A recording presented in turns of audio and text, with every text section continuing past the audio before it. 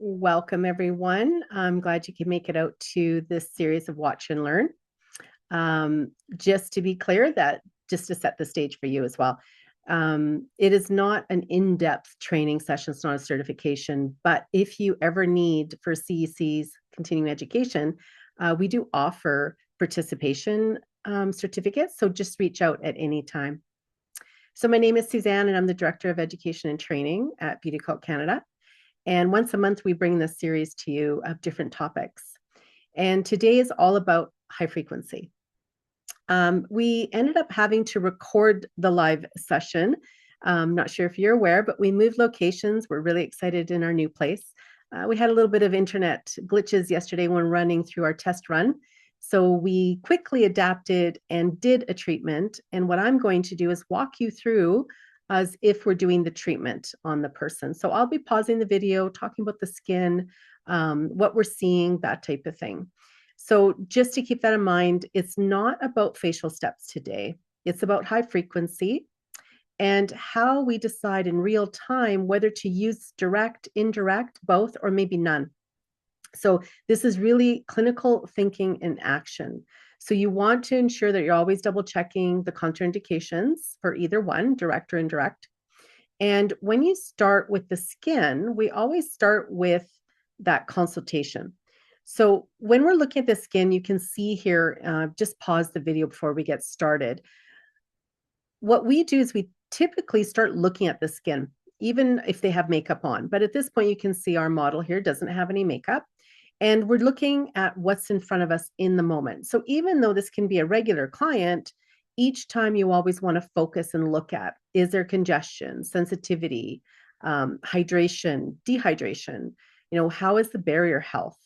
So as you're performing this and getting ready, we're already setting that stage to decide if we're going to perform high frequency.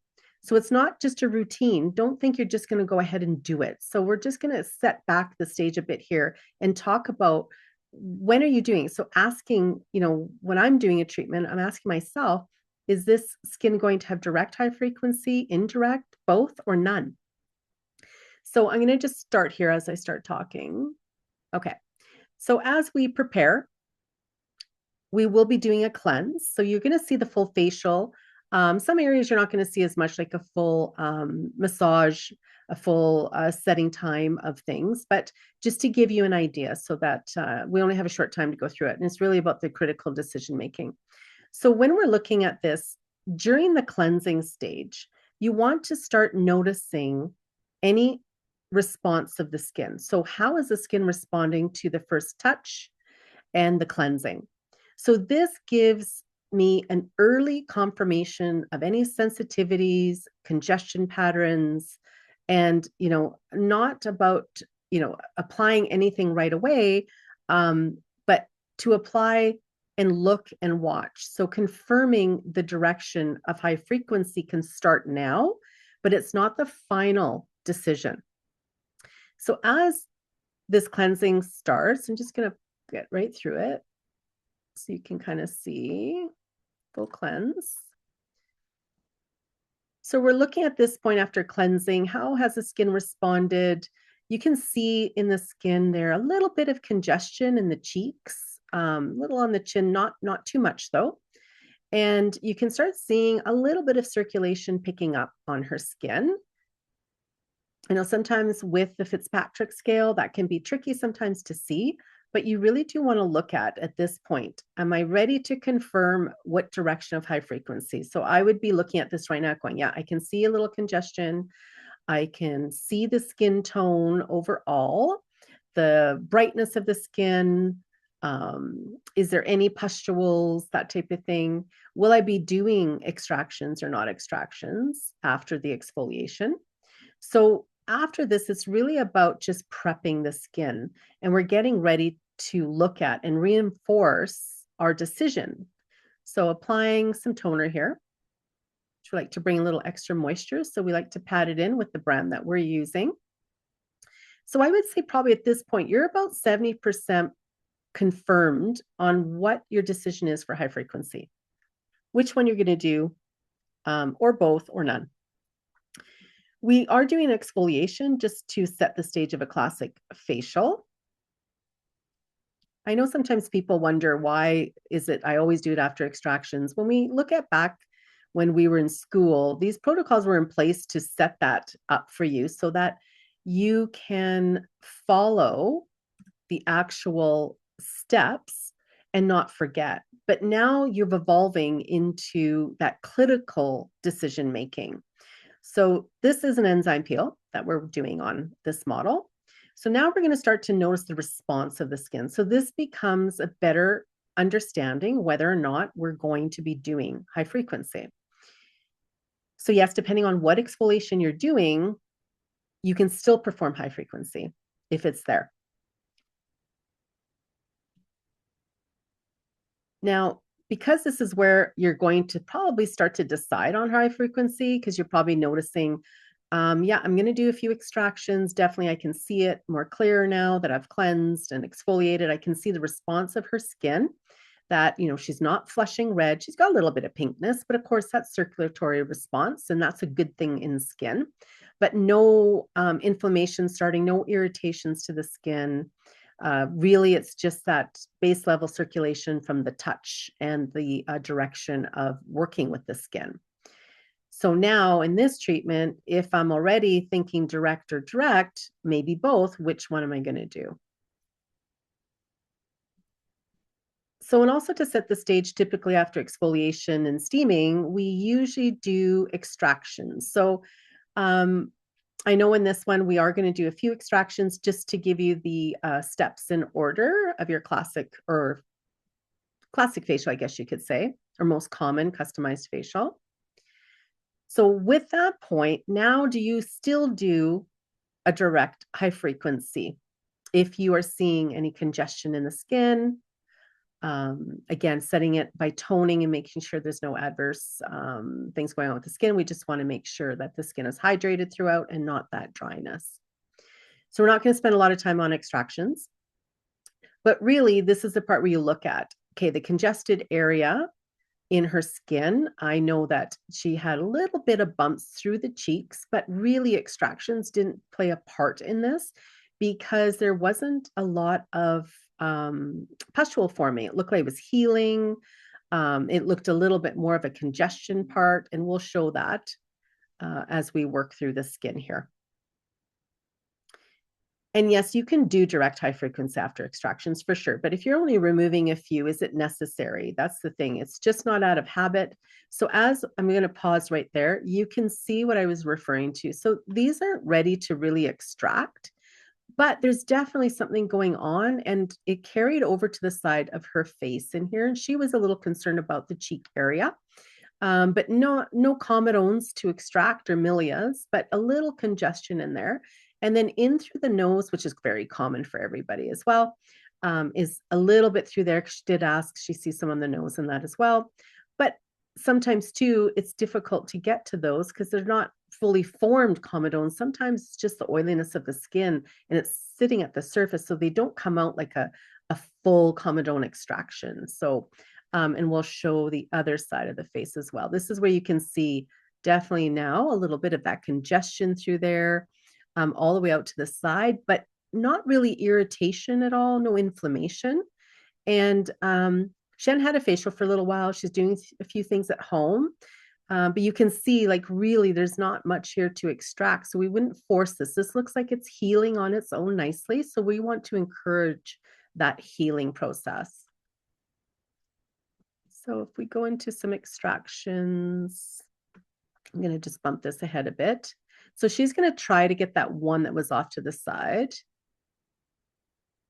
as well. But again, not forcing in these things. If they come out, great. If not, that could be determined on bringing her in for another facial, focusing on that, or maybe it's adjusting home care as well.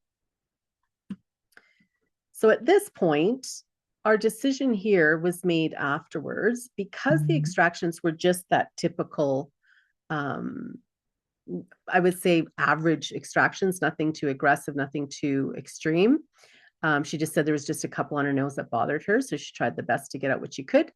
But really, she hasn't had a facial in a long time. So what we discussed and determined was an oxygenation facial to this to bring in more oxygen to the skin and to help with the healing that's going on already. So I know sometimes we go ahead and think we need to zap at the area with the direct, but she's just showing you with the gloved hand. Now, keep in mind when you have a glove, and we did follow through all this on purpose. The glove, when you go to touch it with your finger, you end up not stopping the zapping that will happen. So you can see the light, and we just turned down the light a bit so you could see. Okay. So in that color zone, the finger is going to help a little bit of it, but to really stop the zapping, you don't want a barrier. And I know our model here hasn't had it done for a long time at high frequency, so the noise was a little offsetting for her. So just keep in mind when you're doing it to maybe set it somewhere where they're expecting it and they'll know what it feels like, just to remind them what it was all about. So now if we're using, so she was just scared by the noise, and also the glove part two, you could see the zap that happens. So it's removing of that glove, because I know we use gloves in a lot of our steps of our facial. So when we're bringing the high frequency in, this is decision now and not a default. So remember that. If you're using the direct, we're targeting specific congestion and breakouts. So we determined that she doesn't have a lot of areas, like actual full pustules, that needed this. It was the fact of bringing oxygen to the skin for indirect and circulatory, so it helped with the stimulation overall healing. And that's why, even though we're going to demo what it looks like to have the zapping, you can still do it and bring oxygen to the area with indirect high frequency. It doesn't always have to be direct. So if neither is being done, that's okay. You don't have to do this every single time. So the whole point of this is to really make you think about, that shift to routine and to think intentional in the purpose behind it. The other thing you want to think about when we look at the gases that are in these devices, so each one is a little bit different. They'll hold different ones. So this is the neon, the orange or reddish color. And this is, again, that circulatory circulation and overall skin support, whereas the violet is that common one that a lot of times you're going to see, probably back when you're in school too, is for the zapping that goes on for the congestion and acne, which is really good because it's a very strong antibacterial effect, and we want that in there. So in here, even though we're doing the same motion, we're bringing actually circulation and oxygen to it instead of trying that antibacterial effect, because she didn't have a lot of pustules. So there's a difference in those two gases that you want to look at. So considering this is indirect, so we're working on circulation. And the other thing with the gauze placing down, it really brings that level of oxygenation to the skin. And that's why you need to do it on a dry gauze. So we decided to go with a full oxygenating brightening treatment on this model. And then she decided to just go to a couple little spots to bring a little more circulation into that area.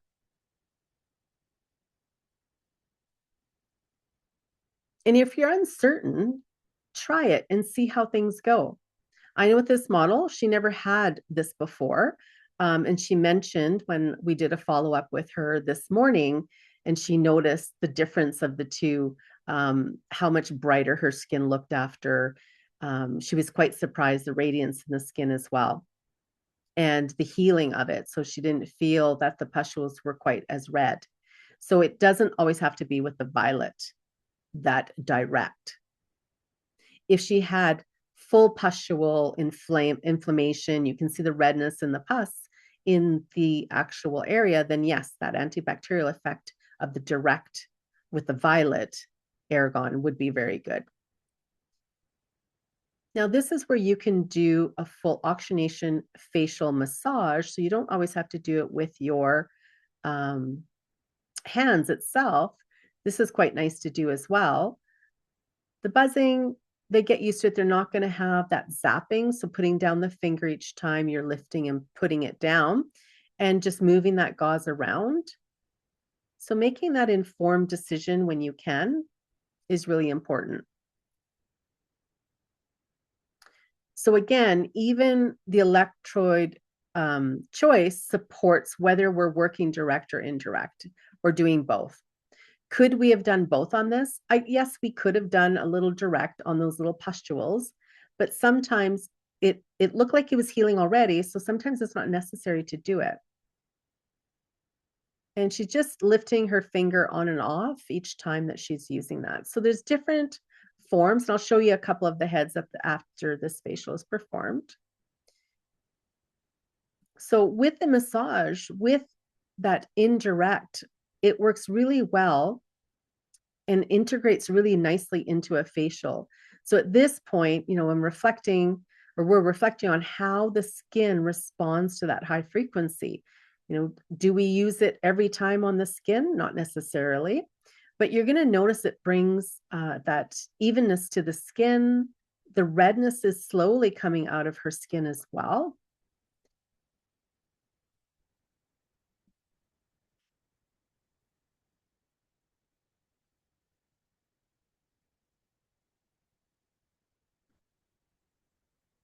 And this one just works because it's a larger area. You could have used the mushroom as well, but this one's quite nice around the eyes because it's not big and bulky.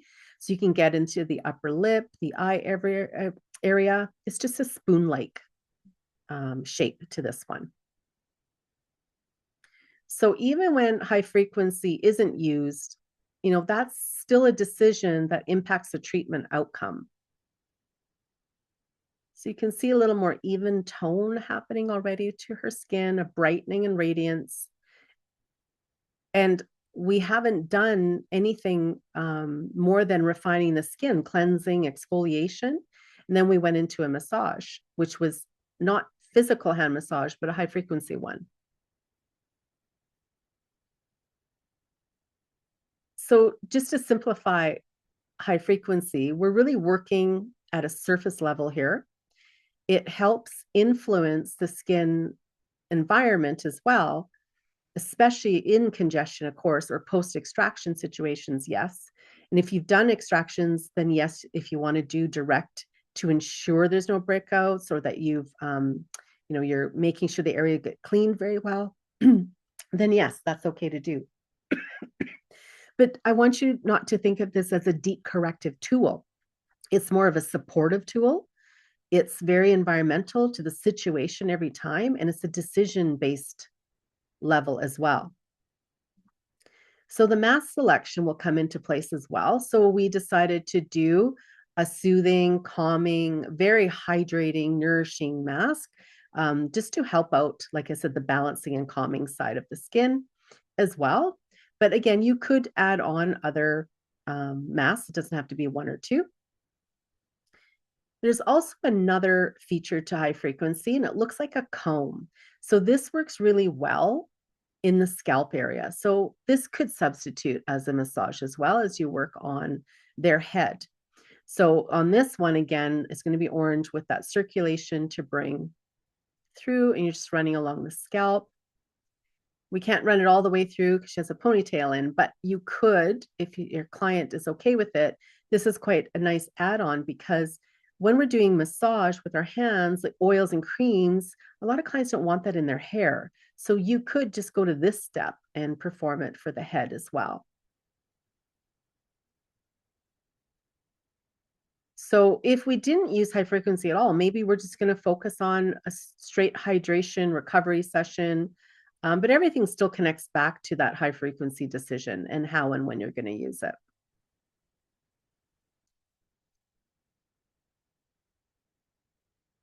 And taking as far back as you can, touching the scalp. And you can always ask your clients how they feel about it. What are they thinking? How do they like it? Don't like it? And that'll help give you decisions as well. But bringing in something as simple as this high frequency tool isn't expensive. And there's so many different ways you can do it.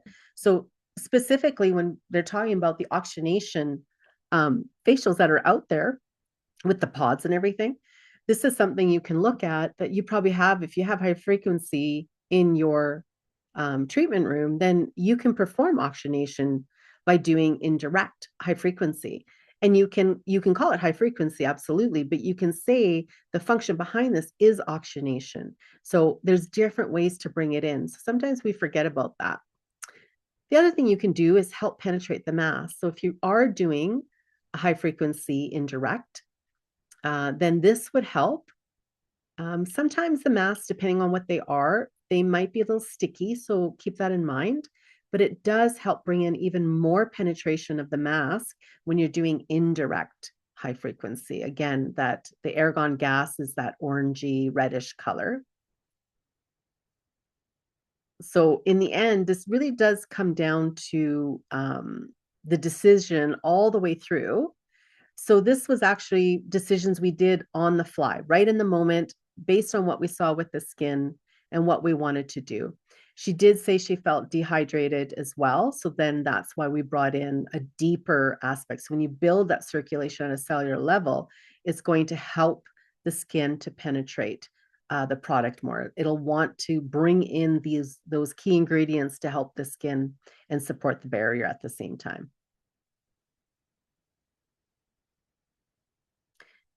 And we didn't leave it on the whole time. Of course, you would. We're just looking at time frame because a full facial will probably, 60 minutes to 75 minutes. And we want to make sure we have time for any questions you may have.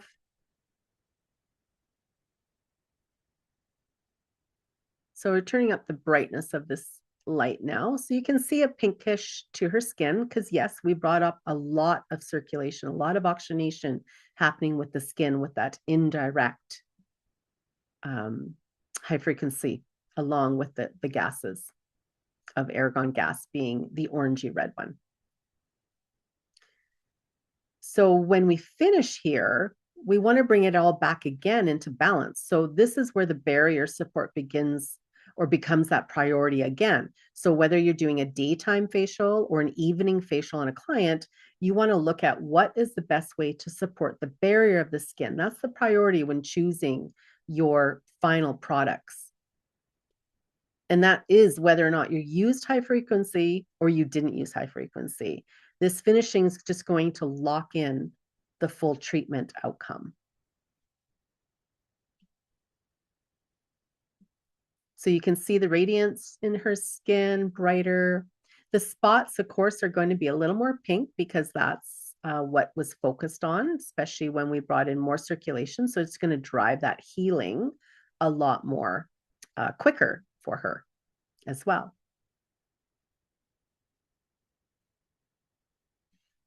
So if you ever have that client where, they really want the extractions done and you look and say, it's pretty hard to extract these, they don't want to come, then high frequency can be your key to giving them their overall needs in their facial.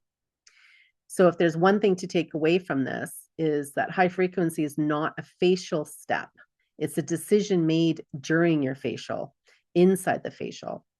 So direct or indirect, both or none, all based on what the skin is telling you in real time. So even, something as small as electrode choice, whether you're using neon or argon, right? It comes back to that intention, that decision that you're going to make. So when you shift away that way of thinking, your treatments become more intentional and your confidence as a professional completely changes as well.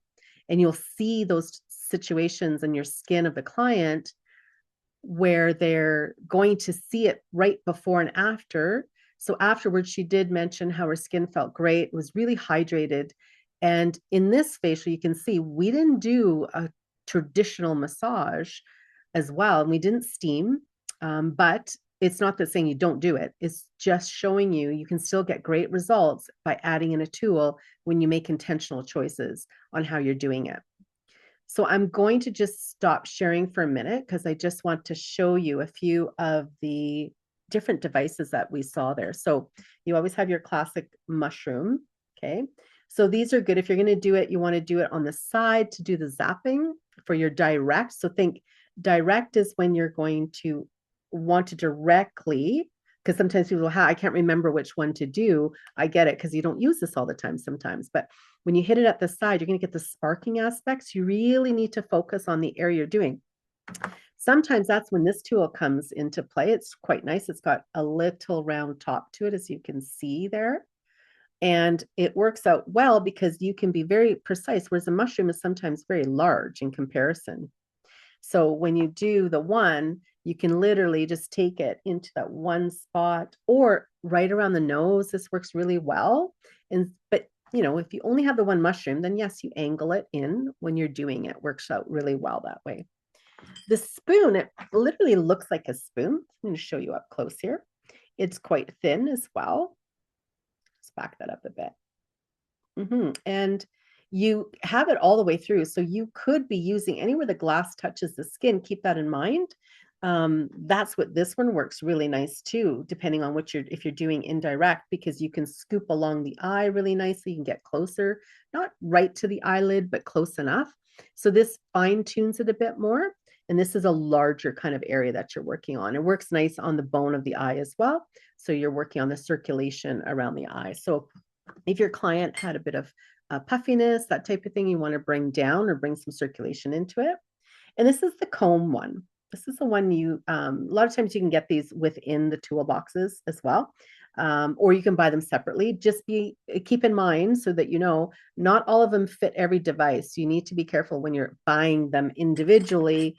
When I show you here, all of them have a different size to it. So it depends on which one you are getting. So just know your model of your device so you can see which one actually fits.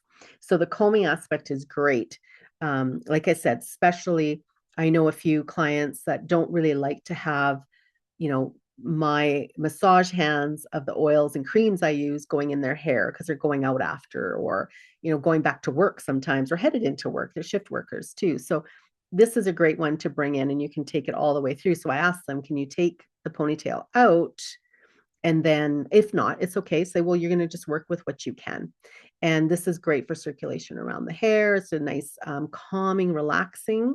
The buzzing of it, they can hear it, but it's not a zapping noise. So that's another thing to keep in mind. All right. So I stopped for some Q&A, but I know a few folks had to leave. So that's okay. No problem. As I mentioned at the beginning, if there is anything you need to help with your treatment room showing that you are doing continuing education, we do offer CEC certifications.